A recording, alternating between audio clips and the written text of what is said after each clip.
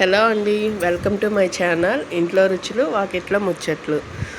నిన్నైతే మేము చేపలు కొని బయటకు వెళ్ళాము. ఇక్కడ మా ఇంటి దగ్గరే పక్కన పెడతారండి. అక్కడ వచ్చి హాఫ్ కేజీ ఇవి మొయ్యిబుడములు అంట, హాఫ్ కేజీ తీసుకున్నాము. ఇవి జిలేబులు వచ్చి హాఫ్ కేజీ. జిలేబులు వచ్చి మామూలుగా ఫ్రై కని తీసుకున్నాము. ఫ్రైకి 4 పీసెస్ వచ్చాయి హాఫ్ కేజీకి. దానికి మ్యాగ్నేట్ చేసేదానికి సపరేట్గా పక్కకు పెట్టాను. ఇవి వచ్చి చిన్న చేపలుగా ఉన్నాయి కదా, అవి మొయ్యిబుడములు అంట. మనకి మామూలుగా అయితే ఇవి చెరువులో పడతారు కదా పక్కిల టైప్లో, అవి పెద్ద పక్కిల్లాగా అనిపించాయి నాకు, కానీ వాళ్ళేమో ఆ పేరు చెప్పారు. మామూలుగా పులుసుకి అన్నీ రెడీ చేసి పెట్టుకున్నాను. ఇవి వచ్చి పులుసుకి పొడేస్తాం కదా, ధనియాలు, జీలకర్ర, మెంతులు దోరగా వేపుకొని మనం పౌడర్ చేసి పక్కన పెట్టుకోవాలి. అలాగే పులుసుకి ఆనియన్స్, టమోటో, కరివేపాకు, కొత్తిమీర, అలాగే 4-5 వెల్లుల్లి రెమ్మలు కూడా, తెల్లగడ్డలు అవి కూడా పొట్టు తీసి పక్కన పెట్టుకోవాలి. ఇవి వచ్చి చింతపండు పులుసు నేను కలిపి పక్కన పెట్టుకున్నాను. ఇప్పుడు మీకు చూపిస్తుంది మా అమ్మ చేసేలాగా నేను చేస్తున్నాను అన్నమాట.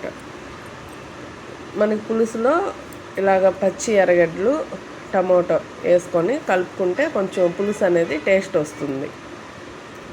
ఇది చేపకి మ్యాగ్నేట్ చేసేదానికి కారము, అల్లం తెల్లగడ్డ పేస్టు, పసుపు, కొంచెం ధనియాల పొడి, కరివేపాకు కొంచెం.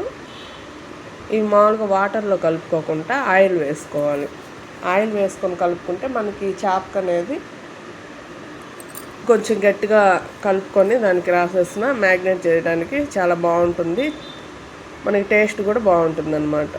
సాల్ట్ కూడా మనం తగినంత వేసుకొని ఇలా మిక్స్ చేసుకొని చేపలకు బాగా పట్టించేసి అలాగ పక్కన పెట్టేయాలి. ఇలాగ మనకు ఒక 20 మినిట్స్ అలాగ ఉంటే బాగా మ్యాగ్నేట్ అవుతుంది. తర్వాత చేప ఫ్రై చేసిన మనకు చక్కగా ఉప్పు, కారం అన్నీ సరిపోతుంది చేపకి. ఇలాగ ఈ చేపలు కూడా ఇది మేము ఫస్ట్ టైం తీసుకోవడము, మొయ్యిబుడములు అనేది ఎలాగుంటుందో అని తీసుకున్నాము. తర్వాత అంతా చేశాక టేస్ట్ అయితే బాగానే వచ్చింది. చేప కూడా టేస్ట్ బాగుంది. ఇలాగ పులుసులో మనం ఎర్రగడ్డ, టమోటో బాగా కలిపేసుకొని పక్కన పెట్టుకోవాలి. ఈ ఆనియన్స్, టమోటా వేయడం వల్ల ఏంటంటే మనకు పులుసు అనేది చిక్కగా వస్తుంది. మనకు పులుసు కూడా ఉడికాక టేస్ట్ ఉంటుంది.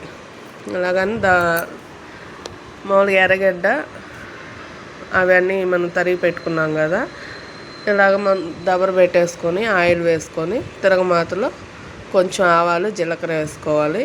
తర్వాత ఆనియన్స్ వేసుకోవాలి. అవి కొంచెం బాగా వేగాక మనం తరిగి పెట్టుకున్న టమాటాలు కూడా యాడ్ చేసుకోవాలి. ఇలాగ ఆనియన్స్ వేగేటప్పుడు ఏంటంటే కొంచెం మనం కల్లుప్పుగా వేసామంటే ఆనియన్స్ అవి తొందరగా వేగుతాయి.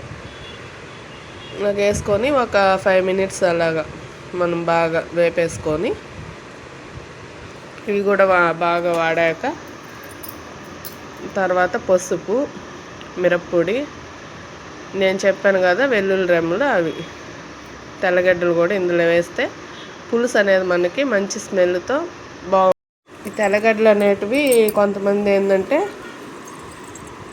పులుసు తెల్లేటప్పుడు వేస్తారు. నేనైతే ఇలాగ తిరగమాతలు, అది మా అమ్మ అయితే ఇలాగే చేస్తుంది. ఇప్పుడు మా అమ్మ చేసేలాగా మీకు చూపిస్తున్నాను. నేను వేరే స్టైల్లో చేస్తాను, అది కూడా ఇంకొక వీడియోలో చేసి చూపిస్తాను.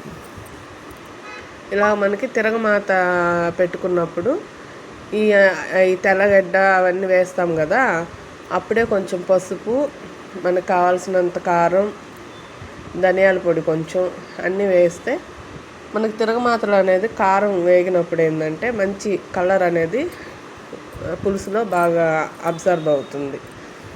మనకి చూడడానికి కూడా బాగా కలర్ఫుల్గా అనిపిస్తుంది. కొంతమంది మామూలు పులుసులోనే కలిపేస్తారు, నేనైతే అలా చేయను, తిరగమాతలోనే చేస్తాను. మామూలుగా పులుసు కూరల్లో కూడా అంతే. ఏదైనా వంకాయ పులుసు అలా పెట్టినా కానీ సేమ్ ఇదేలాగా ఎర్రగడ్డలు టమోటాలు వేగేటప్పుడే కారం పసుపు అనేది వేస్తాను. ఇలా బాగా ఫ్రై అయ్యాక మనం ఇందాక కలిపి పెట్టుకున్నాం కదా పులుసు, అది ఇందులో మిక్స్ చేసుకోవాలి. బాగా కలిపేసి పెట్టేయాలి.